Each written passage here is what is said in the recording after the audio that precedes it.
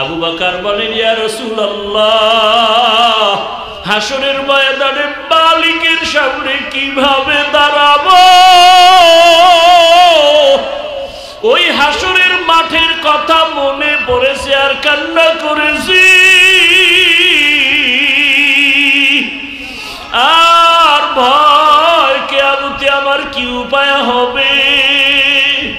মায়ার নবীও বলেন, আবু বকর, আপনি না জান্নাতের টিকিট পেয়ে গেছেন? 10 জন সাহাবাদের ভেতরে আপনার নাম প্রথমে। আবু বকর বলেন, ইয়া রাসূলুল্লাহ, যেই আল্লাহ দয়া করিয়া জান্নাতের টিকিট দিয়েছেন, ওই আল্লাহ যদি বেজার হইয়া যায় টিকিট ক্যান্সেল হইতেও পারে। এই ভয়ে আমি কান্না করেছি। আজকে কাঁদেন কেন? আবু বকর বলেন, ইয়া রাসূলুল্লাহ, কোরআনের একটা আয়াত পড়তে না পড়তে কান্না এসে গেছে। ওই আয়াতটা বারবার পড়েছি আর হাউমাউ করে কান্না করেছি। রহমতের নবী বলেন, কোন আয়াত আপনি তেলাওয়াত করেছেন? আবু বকর বলেন, কোরআনের ওই আয়াত, ইন্নাল্লাহা আশতারা মিনাল মুমিনিনা আনফুসাহুম ওয়া আমওয়ালাহুম বিআন্না লাহুমুল জান্নাহ। অর্থ হলো, আল্লাহ পাক মুমিনের জানমাল কিনে নিছেন, বিনিময়ে মুমিনের জান্নাত দিয়ে দিছেন। নবী বলেন, এটা তো খুশির কথা, মুমিন জান্নাত পাবে, আল্লাহ তার জানমাল নিলেন। আবু বকর বলেন, ইয়া রাসূলুল্লাহ, খুশির ভেতরেও বড় কষ্ট। বলে, কেন? বলে, আমি তো আসল হাকিকত নিয়ে ভাবতেছিলাম। আপনি জানেন আমি দোকান দেই, আমার ব্যবসা আছে কাপড়ের। আমার ব্যবসার ভেতরে আজকে সকালবেলা একটা মহিলা আসছে দোকানে, আসিয়া তার বহু আগে একটা কাপড় নিয়ে আজকে ফেরত দিয়ে গেছে। বিদায়বেলা জিজ্ঞাসা করেছিলাম, আম্মা জান, দোকান থেকে কাপড় নিয়ে ফিরাইয়া দিলেন কেন? মহিলা আমাকে বলল, বহুদিন আগেই দেওয়ার কথা, ব্যস্ততার কারণে আসতে পারি নাই, এখন দিয়ে গেলাম, কারণ আপনার দোকানের কাপড় আমার পছন্দ হয় নাই, আমি টাকা ফিরাইয়া দিছি। ইয়া রাসূলুল্লাহ, আল্লাহ যে ওয়াদা করেছেন, মুমিনের জানমাল কিনে নিয়েছেন, বিনিময়ে মুমিনকে জান্নাত দিয়েছেন, জান্নাতটা তো এখন দিবেন না, কিয়ামতে বিচারের পরে দিবেন। আপনিই তো কিয়ামতের অবস্থার বয়ান করেছেন, হাসরের ময়দানের কথা বলেছেন। কত ভয়ঙ্কর হবে হাসরের মাঠ! আরাফার ময়দান হবে আল্লাহর বিচারালয়, আদালত। কিয়ামতের দিন সব নারী আর পুরুষেরা উলঙ্গ দাঁড়াবে, নারীরাও উলঙ্গ, পুরুষেরাও উলঙ্গ, আল্লাহর আদালতে দাঁড়াবে। ওই সময় সূর্যটাও নিচে চলে আসবে। সূর্যটার যত তাপ আছে, ও নবী আপনিই বয়ান করে কান্না করেছেন, সূর্যের গরমে নাকি মাটির জমিনটা পুড়িয়া তামা হয়ে যাবে। অন্যদিকে জাহান্নামের আওয়াজ, জাহান্নাম চিল্লায় চিল্লায় বলবে, আল্লাহ কই, গুনাহগারেরা কোথায়? বেনামাজিগুলো আমার পেটে দাও, আমার পেটে ক্ষুধা, গুনাহগারদের আমার পেটে দাও। জাহান্নামের আওয়াজ, সূর্যের গরম। অন্যদিকে আল্লাহ নাকি রাগ হয়ে আওয়াজ দিবেন, লিমানিল মুলকুল ইয়াউম লিল্লাহিল ওয়াহিদিল কাহ্হার। ওই দিন আল্লাহ পাকের রাগান্বিত কুদরতি আওয়াজে হাসরের ময়দানটা থরথর করে কেঁপে উঠবে। নবী আপনি কান্না করেছেন আর বলেছেন, ওই হাসরের ময়দানে এমন হালাত হবে, একদিকে সূর্যের গরম, অপরদিকে জাহান্নামের আওয়াজ, আবার আল্লাহ পাকের রাগান্বিত আওয়াজ। নবীরা পর্যন্ত যাদের গুনাহ নাই, তারাও কান্নায় বিভোর হয়ে যাবে। আদম নবী কান্নায় কান্নায় ভেঙ্গে পড়বে, মূসা নবী কান্না করবেন, উম্মতের চিন্তা বাদ দিয়া নিজের চিন্তায় ঈসা নবী কান্না করবেন, নূহ আলাইহিস সালাম কান্না করবেন, ইব্রাহিম নবী কান্না করবেন। ও নবী, ওই সময় তো উপায় কি হবে? আল্লাহ যদি এক পর্যায়ে মানুষের ডাকেন, আল্লাহ তো রাগ অবস্থায় ডাকবেন, মানুষগুলোকে এমন একটা আওয়াজ দিবেন, আল্লাহ এক পর্যায়ে আওয়াজ দিয়া বলবেন, ওয়ামতাজুল ইয়াউমা আইয়ুহাল মুজরিমুন, ও গুনাহগারেরা, ও বেনামাজিরা, ও গুনাহগারের দলেরা, হ্যাঁ, যে এর থেকে জুলুম দুনিয়াতে আর কি হতে পারে? সভাপতি বেতন দেয় 100 টাকা, সেক্রেটারি আরো ধনী, আমি দেব 50, কারণ সভাপতির উপরে দিলে বেদবি। কি আমি না বলছি সত্য কথাটা স্বীকার করবেন? এরপরও রিমান্ডে থাকে ইমাম সাহেব, রিমান্ডে জোহরের নামাজে নাই। রিক্সাওয়ালা কয় হুজুর গেছিলেন কই? রিক্সাওয়ালা ইমাম সাহেবকে তুমি কে? বলে আমি কে মানে? মাসে 5 টাকা বেতন দেই, রিক্সা চালাই, সে 5 টাকার পাওয়ার, এরকম বেয়াদব নাই? এরপরও কোনো আলেম কারোর সাথে খারাপ আচরণ করে না। ভালো করে বুঝো, ওই মালিবাগ মাদ্রাসার হাফেজ আলেম মাওলানা মুফতি 12 বছর ইমামতি করার পরে এখন তার হালাত কি জানেন? সে কোরআনের আয়াত নাম্বার বইলা বইলা ইউটিউবে বয়ান সারে আর বলে আল্লাহ বলতে কিছু নাই। পর্ব নাম্বার 1, পর্ব নাম্বার 2, মুহাম্মদ পৃথিবীর এক ভণ্ড। কি মনে হয় বানায় কইতেছি? কি ওলামায়ে কেরাম খবর আছে এমনি গো? আছে? নাম কি? মামুন না মাসুদ? মাসুদ। হায় এক চিন্তা করতে পারে।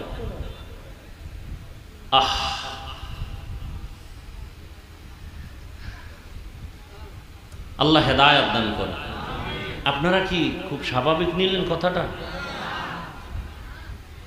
এ পর্ব আকারে বয়ান সারে তাসলিমার সাথে লিঙ্ক কইরা মুসলমানের জুতার বাড়ির ভয়ে এখন গেছে বাইরে, ইন্ডিয়া না কই আছে শুনছি। মানে এটি বললেও তো বিপদ, বিপদে পড়লে এই জাতি আর কাছে আইতো না। বয়ানের আগে কয় হুজুর এলাকার এই অবস্থা সাইজ করতে হবে আজকে। হুজুরও আবেগে এমন উল্টা পাল্টা শুরু করছে, এবার প্যাঁচ লেগে গেছে বয়ানের ভিতরে। ওই মোনাফেকটাই বাইরে বয়ে কয় হুজুরে হিসাব করে কথা কইব না। ওই মোনাফেকটা গেছে গিয়ে দূরে তাল দিয়া। আল্লাহ হেদায়েত দান করুন। হায় হায়, আল্লাহ বলেন রসুল যা নিয়ে আসছেন তা গ্রহণ করো, ধরে রাখো। কি নিয়ে আসছেন একটু আগে বলছি, কি? উত্তম আদর্শ। কি নিয়ে আসছেন? উত্তম আদর্শ। উত্তম আদর্শ গ্রহণ করো। নবী যা নিষেধ করেছেন তার থেকে ফিরে থাকো। নবী বলছেন আমি বিদায় বেলা 2 জিনিস রেখে গেলাম, এর বাইরে কিছু ধরবা নাই, 2টা ধরে রাখো, দুনিয়া তো সম্মান, আখিরাত। ওই 2-এর 1 হলো কোরআন, দ্বিতীয় রসুলের আদর্শ সুন্নত।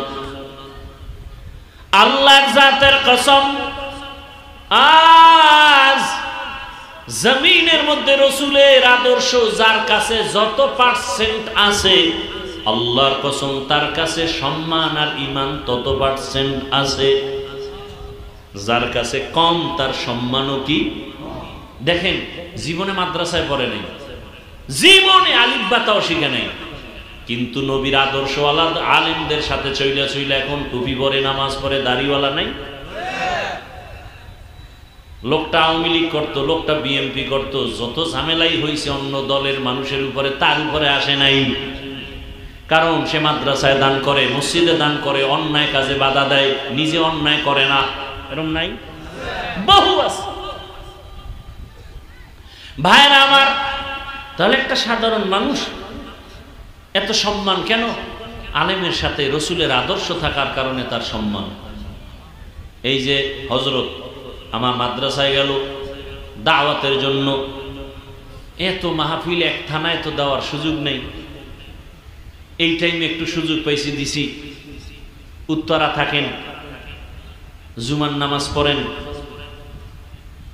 বহু অনুরোধ করার পরে আসলাম। এই লোকটা তো আলেম না, আমগো লাইনে লেখাপড়াও করে, আলেমকে মোহাব্বত করে না? করে না। স্পষ্ট রসুলের হাদিস। এই মোহাব্বতটা যদি নিরেটভাবে ধইরা রসুলের আদর্শ চলতে পারে, বিনা হিসাবে জান্নাতি। ভাইরা আমার, রহমতের নবী উত্তম আদর্শ নিয়ে আসলেন। কোথায়? বাঞ্ছারামপুর। কোথায়? রসুল আসছেন কোথায়? মক্কা নগরীতে। মক্কা নগরী তখন কেমন হালাত, বলে দুনিয়ার মধ্যে যত খারাপ এর থেকে হাজার হাজার হাজার গুণ, কোটি কোটি গুণ বেশি খারাপ মক্কার মানুষ। মক্কার মানুষ এত খারাপ, চরিত্রেরও কোনো হিসাব নাই। নারী আর পুরুষ সবাই উলঙ্গ হয়ে বাইতুল্লাহ তাওয়াফ করে। কেমন বাইতুল্লাহ? ইন্না আউওয়ালা বাইতিন উযিআ লিন-নাসি লাল্লাযী বিবাক্কাতা মুবারাকান ওয়া হুদা মুবারাকান ওয়া হুদাল লিল আলামিন।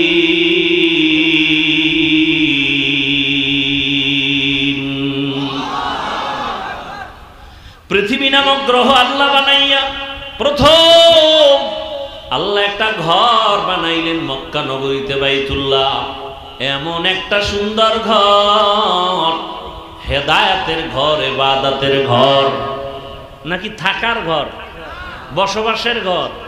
হেদায়েতের ঘর, ইবাদতের ঘর। কেমন ঘর? যেই ঘরের দিকে নজরটা পড়লেই সাথে সাথে বান্দা আল্লাহর কাছে যা চাইবে সাথে সাথে কবুল। সুবহানাল্লাহ না? কেমন একটা ঘর, যেই বাইতুল্লাহর সীমানায় ঢুকিয়া কেউ যদি বলে আল্লাহ, একবার আল্লাহ বললে 1,00,000 বার আল্লাহ বলার সওয়াব। বাইতুল্লাহর সীমানা কি হাজী সাহেবরা যে তাওয়াফ করে এইডু না? জেদ্দা এয়ারপোর্ট থেকে গাড়িতে যখন হাজিরা মক্কা রওনা হয়, রাস্তার মাঝে রেহাল আছে, বড় রেহাল, দেখছেন নি? এটা বাইতুল্লাহর সীমানার দুইটা ওই রেহালের ভেতরে গিয়েই যদি বলে আল্লাহ, 1,00,000 বার আল্লাহ বলার সওয়াব। একটা সেজদা যদি দেয় 1,00,000 বার সেজদা দেওয়ার সওয়াব। একবার যদি বলে সুবহানাল্লাহ, 1,00,000 বার সুবহানাল্লাহ বলার সওয়াব। একবার যদি বলে লাব্বাইক আল্লাহুম্মা লাব্বাইক, 1,00,000 বার লাব্বাইক বলার সওয়াব পেয়ে যাবে। এত দামি ঘর, জমিনের দ্বিতীয় কোনো আর একটা ঘর নাই এত দামি।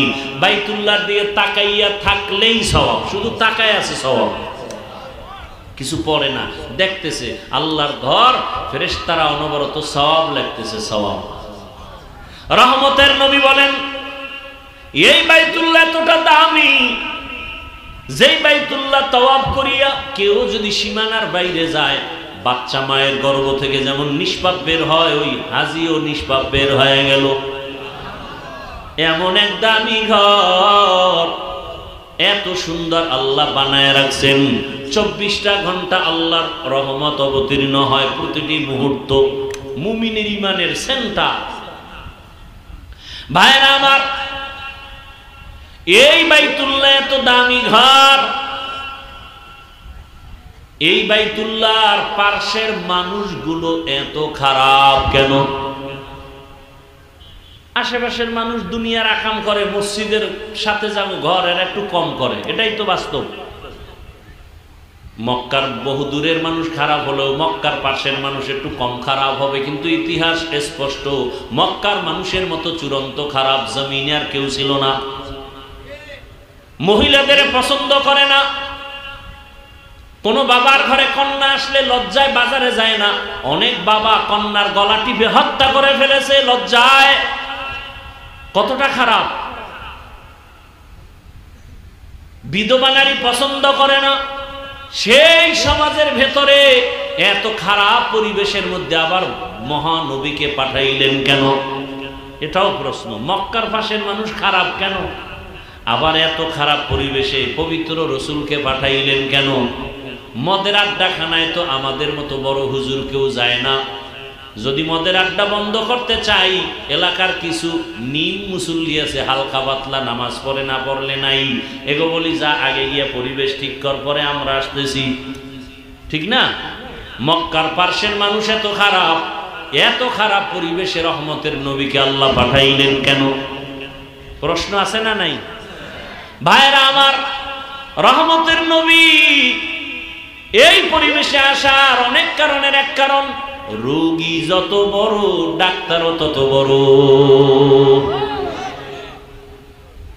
এমন ডাক্তার যে ঔষধ দিচ্ছেন এই ঔষধ দ্বারা সেবন করবে, আল্লাহর কসম কিয়ামত পর্যন্ত এই ঔষধ যারা সেবন করবে তারা দুনিয়ার বাদশা, আখিরাতেও বাদশা। স্কুলে পড়িয়াও রসুলের ঔষধ সেবন করি, আজকে কত দামি, কলেজে পড়ে নামাজ ছাড়ে না, পাগড়িওয়ালা নাই, রসুলের আদর্শের কারণে সম্মান। এই যে এখানে আপনারা বসে আছেন এত গরম, আপনাদেরকে কি হরিণের গোশত দিয়ে খানা দিবে নাকি? আসা যাওয়ার ভাড়া দিবে? যদি আপনাদের এই যেই ব্যক্তিটা আয়োজন করছেন ঢাকা থেকে ঘোষণা দিয়ে আসতো, আমার বাড়ির পাশে সব মানুষ ডাকো মাইক দিয়া, সবাই আমি 5,000 করে টাকা দিব, আগামীতে নির্বাচন করব বাপ, এইবার যদি বলতেন 5,000 টাকার লোভে কিছু গাঞ্জা খরাইতো, কিন্তু এই জান্নাতি মানুষ একজনও আসতো না। এরপরে যদি ফিরিয়ে আনতে চায় হবে না, আসা যাওয়ার গাড়ি দাও ফ্রি, বসার জন্য এই বিছনা না, ভিআইপি চেয়ার, এরপরে ফাঁকে ফাঁকে নাস্তা দাও, না হয় চেয়ারের বাড়ি। আবার নিয়ন্ত্রণের জন্য থানায় টেলিফোন করে বলতো, এই ওসি সাহেব আমার অমুক দিন লোকজন আসবে, নির্বাচনী সভা, আপনি তাড়াতাড়ি পুলিশ দেন, ফোর্স দেন। একটু তাকায় দেখেন এত গরমের ভেতরে মানুষ শ্বাস ফলাইতে পারে না, কত কষ্ট। এরপর আপনারা যেখানে আসলেন আপনাদের গাড়ি ভাড়া ফ্রি না, বসছেন ভিআইপি বিছানা। পৃথিবীতে এর থেকে থার্ড ক্লাসের বিছনা আমার মনে হয় নাই। এরপরও কোনো ক্লাস ভাগ নাই, কে ধনী কে গরিব, কে আলেম কে মূর্খ, সব একাকার হয়ে পড়ছে। নিয়ন্ত্রণের জন্য র্যাব, আর্মি, পুলিশ কিচ্ছু নাই। কেউ কেউ দুনিয়ার তাগিদে চলে গেছে। আবার আপনারা বসে আছেন, যদি সারা রাত বসায় রাখি কারো অন্তরে মনে হয় কষ্ট আসবে না। এরে বাবা এটা কেমন করে সম্ভব? টাকা ছাড়া রহমতের নবীর আদর্শ মানলেই সম্ভব।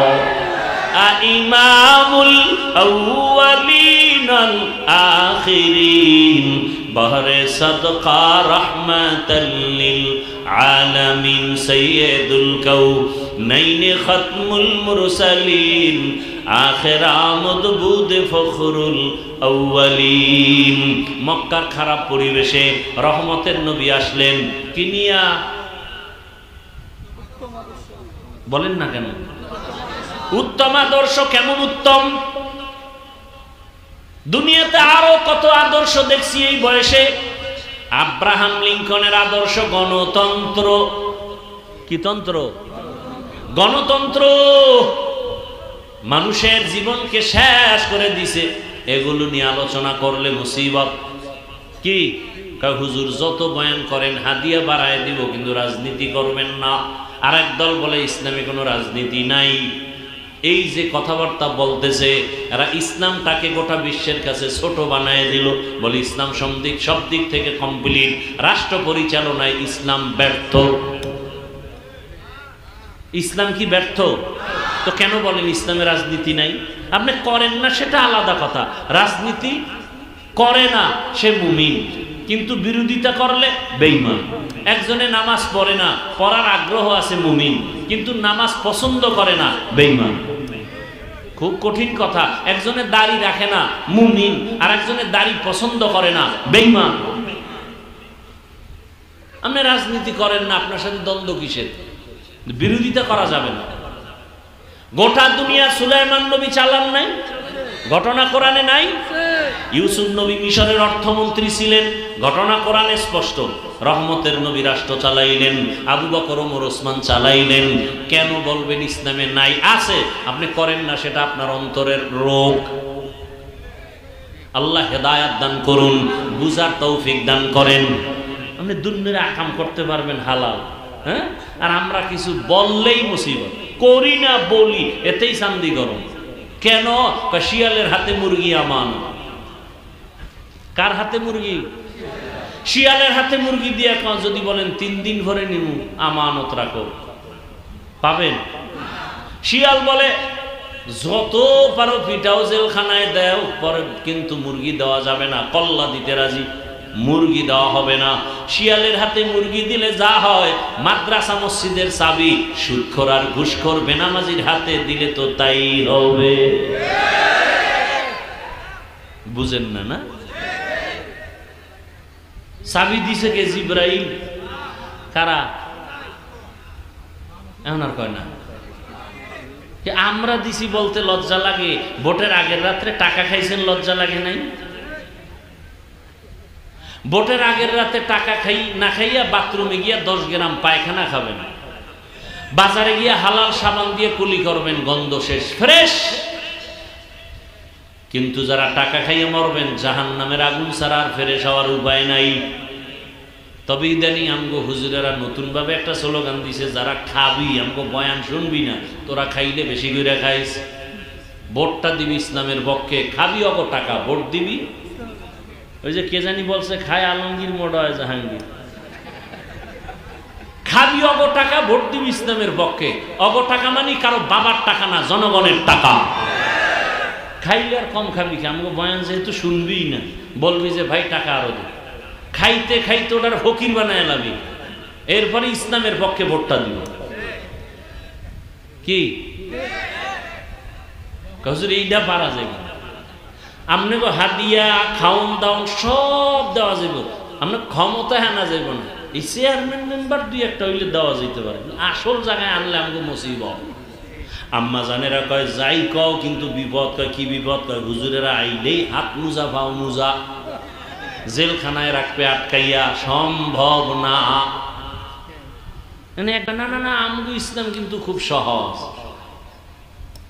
একদল আবার সহজ সহজ বইলা এমন সহজ বানায় দিছে যে ডান হাতে বিড়ি টানে, বাম হাতে চা টানে। ইসলাম নাম দিয়েছে দিন ইসলাম। শুধু ইসলাম না, দিন ইসলাম। আল্লাহ হেদায়েত দান করুন। ভাইরা আমার, ইসলাম সহজ আর কঠিন নাই। এক কথা, ইসলাম পৃথিবীতে সবার প্রিয় ধর্ম, শ্রেষ্ঠ ধর্ম, সহনশীল ধর্ম, সহজ ধর্ম, কঠিন না। ইসলামের মতো সহজ আর কোনো ধর্ম নেই। আচ্ছা, 2-1টা উদাহরণ দিই 1 মিনিটে।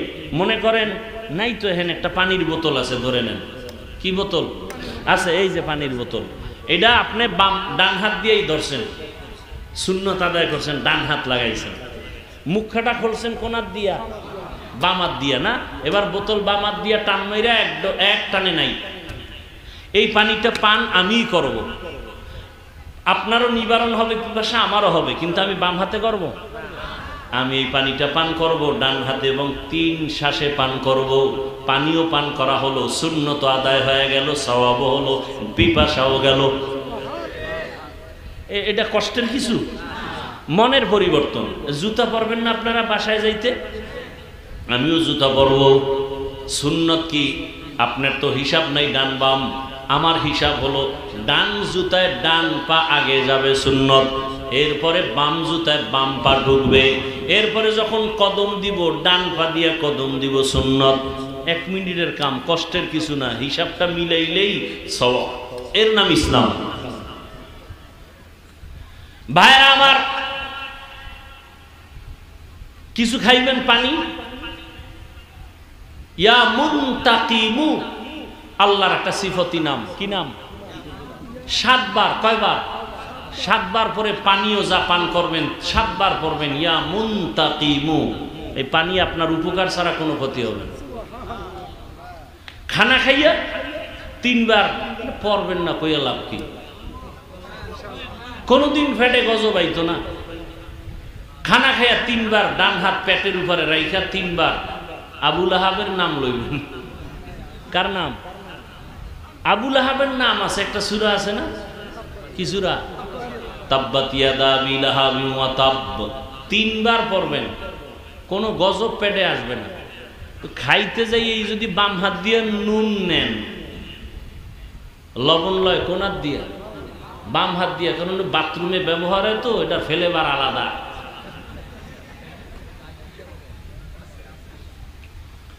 কেমনে আর বুঝামু? আল্লাহ আমাকে হেদায়েত দান করেন। খানা খাইতে বসছেন, প্লেটের ডান পার্শ্ব থেকে খানা আরম্ভ করেন, রসুলের আদর্শ। খানার ফাঁকে ফাঁকে লাকাল হামদু ওয়া লাকাশ শুকর পড়েন, বিসমিল্লাহ বলে খানা শুরু করেন, বরকত শুরু হয়ে যাবে। খানা আপনিও খান, আমিও খাই। নবী বলেন দোনো হাতের কবজা দুইয়ের পরে খানা খাও। তবে যেই প্লেটে খাইবা ওই পাত্রে হাত দিও না, ভিন্ন জায়গায় ধোও। আমগো হুজুর গো আজ কামে লাগে না, করোনা আইয়া এবারে এমন দোয়া বাড়াইছে, আমগো কয় হুজুর ধুইবেননি, এখনো ধো। অনেক অফিসে এখন ওই যে হাত ধোয়ার একটা আছে না, ওই করোনার সময় অনেক অফিসে এখনো হাত ধোয়। আর আমরা যে এত বছর সুন্নতে রস করছে, কানে ঢুকে নাই। ভাইরা আমার, রহমতের নবী এত দুষ্ট চরিত্রহীন মানুষের মাঝে আসলেন, উত্তম আদর্শ যখন দিয়া দিলেন, ওই খারাপ মানুষগুলো কত ভালো হয়েছে জানেননি?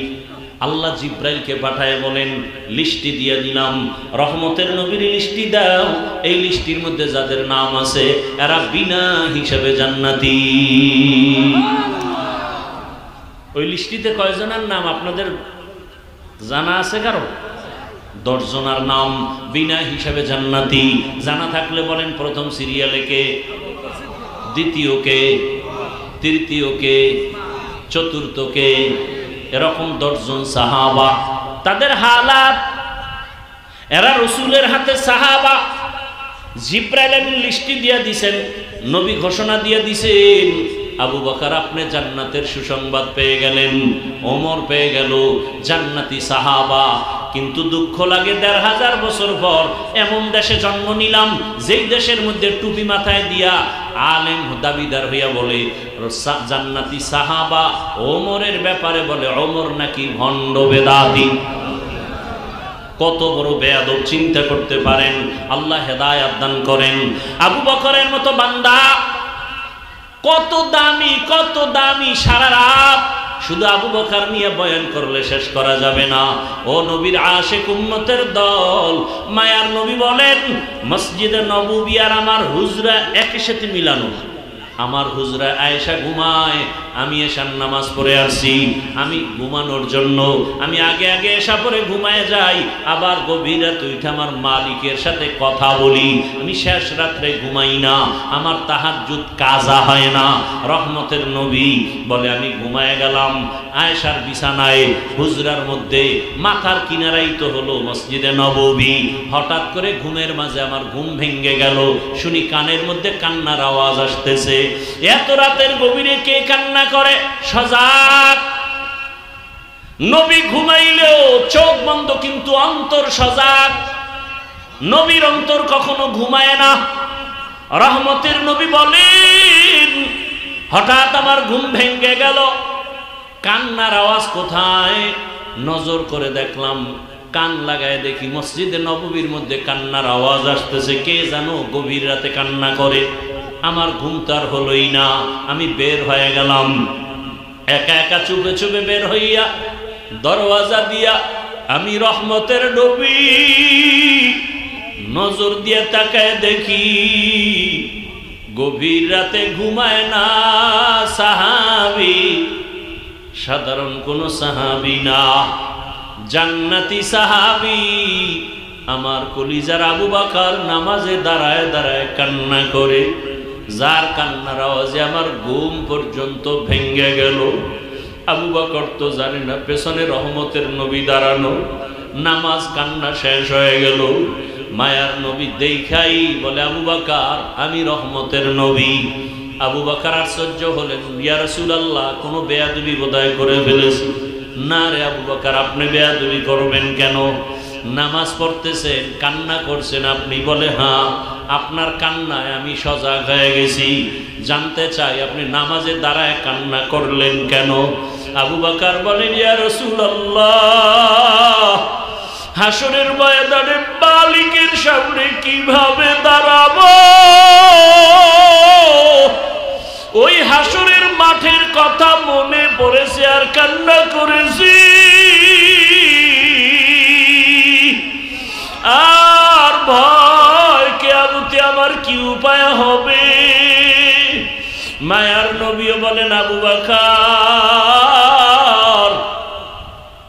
আপনি না জান্নাতের টিকিট পেয়ে গেছেন, 10 জন সাহাবাদের ভেতরে আপনার নাম প্রথমে। আবু বকর বলেন, ইয়া রাসূলুল্লাহ যেই আল্লাহ দয়া করিয়া জান্নাতের টিকিট দিয়েছেন, ওই আল্লাহ যদি বেজার হইয়া যায় টিকিট ক্যান্সেল হইতেও পারে। এই ভয়ে আমি কান্না করেছি। আজকে কাঁদেন কেন? আবু বকর বলেন, ইয়া রাসূলুল্লাহ, কোরআনের একটা আয়াত পড়তে না পড়তে কান্না এসে গেছে। ওই আয়াতটা বারবার পড়েছি আর হাউমাউ করে কান্না করেছি। রহমতের নবী বলেন, কোন আয়াত আপনি তেলাওয়াত করেছেন? আবু বকর বলেন, কোরআনের ওই আয়াত, ইন্নাল্লাহা আশতারা মিনাল মুমিনিনা আনফুসাহুম ওয়া আমওয়ালাহুম বিআন্না লাহুমুল জান্নাহ। অর্থ হলো, আল্লাহ পাক মুমিনের জানমাল কিনে নিছেন, বিনিময়ে মুমিনের জান্নাত দিয়ে দিছেন। নবী বলেন, এটা তো খুশির কথা, মুমিন জান্নাত পাবে, আল্লাহ তার জানমাল নিলেন। আবু বকর বলেন, ইয়া রাসূলুল্লাহ, খুশির ভেতরেও বড় কষ্ট। বলে কেন? বলে আমি তো আসল হাকিকত নিয়ে ভাবতেছিলাম। আপনি জানেন আমি দোকান দেই, আমার ব্যবসা আছে কাপড়ের। আমার ব্যবসার ভেতরে আজকে সকালবেলা একটা মহিলা আসছে দোকানে, আসিয়া তার বহু আগে একটা কাপড় নিয়ে আজকে ফেরত দিয়ে গেছে। বিদায়বেলা জিজ্ঞাসা করেছিলাম, আম্মা জান, দোকান থেকে কাপড় নিয়ে ফিরাইয়া দিলেন কেন?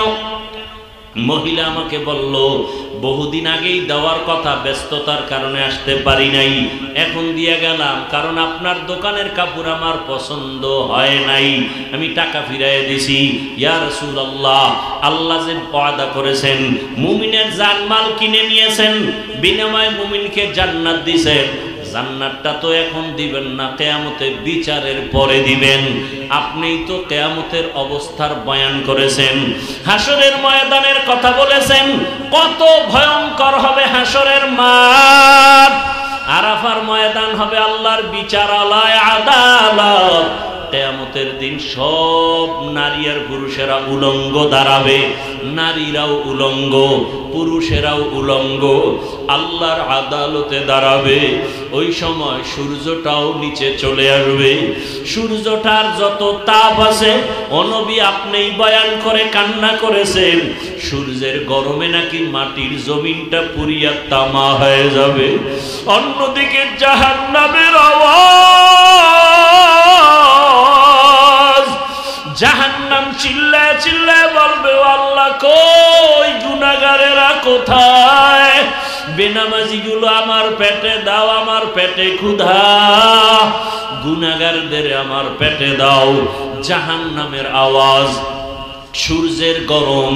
অন্যদিকে আল্লাহ নাকি রাগ হয়ে আওয়াজ দিবেন, লিমানিল মুলকুল ইয়াউম লিল্লাহিল ওয়াহিদিল কাহ্হার। ওই দিন আল্লাহ পাকের রাগান্বিত কুদরতি আওয়াজে হাসরের ময়দানটা থরথর করে কেঁপে উঠবে। নবী আপনি কান্না করেছেন আর বলেছেন, ওই হাসরের ময়দানে এমন হালাত হবে, একদিকে সূর্যের গরম, অপরদিকে জাহান্নামের আওয়াজ, আবার আল্লাহ পাকের রাগান্বিত আওয়াজ। নবীরা পর্যন্ত যাদের গুনাহ নাই তারাও কান্নায় বিভোর হয়ে যাবে। আদম নবী কান্নায় কান্নায় ভেঙ্গে পড়বে, মূসা নবী কান্না করবেন, উম্মতের চিন্তা বাদ দিয়া নিজের চিন্তায় ঈসা নবী কান্না করবেন, নূহ আলাইহিস সালাম কান্না করবেন, ইব্রাহিম নবী কান্না করবেন। ও নবী, ওই সময় তো উপায় কি হবে?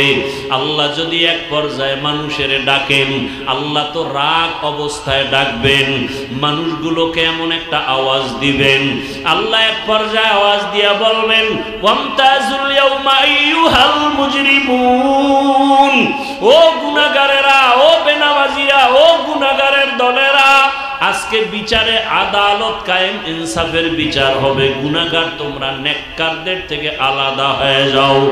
আল্লাহ সিরিয়ালে মানুষকে দাঁড় করাইয়া আমল নামা দিবেন। যাদের আমল নামা ডান হাতে, এরা হাসতে হাসতে জান্নাতে যাবে, আর যাদের আমল নামা বাম হাতে, তাদের জাহান্নাম ছাড়ার উপায় হবে না। তবে আমল নামা কার ডান হাতে আসবে জানা নাই, কারটা বাম হাতে আসবে বলা যাবে না।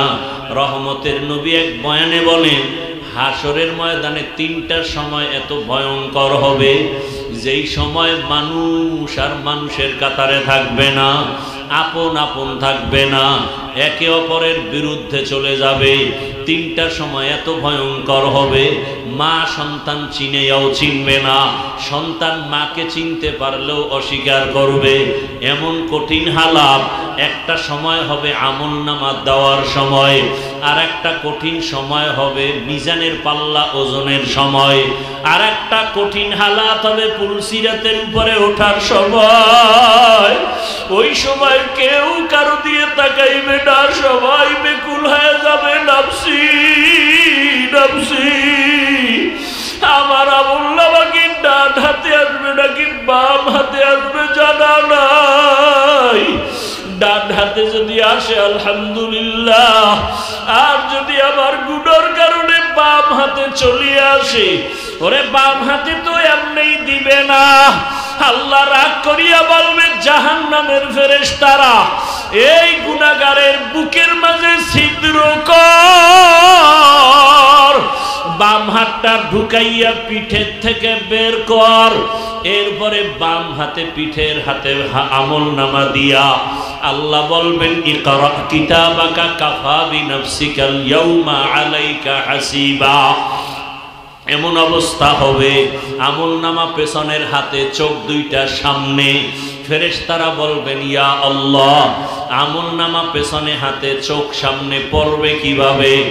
আল্লাহ রাগ করে বলবে নাফরমানের ঘাড় ধরিয়া মোচড় দিয়া পেছন দিকে ফিরাইয়া দাও। এমন এক হালাত শুরু হয়ে যাবে। আবু বকর কান্না করেন, রহমতের নবীও কান্নায় বিভোর হয়ে গেলেন। ইয়া রাসূলুল্লাহ, আল্লাহ তখন আমাকেও ডাকবেন।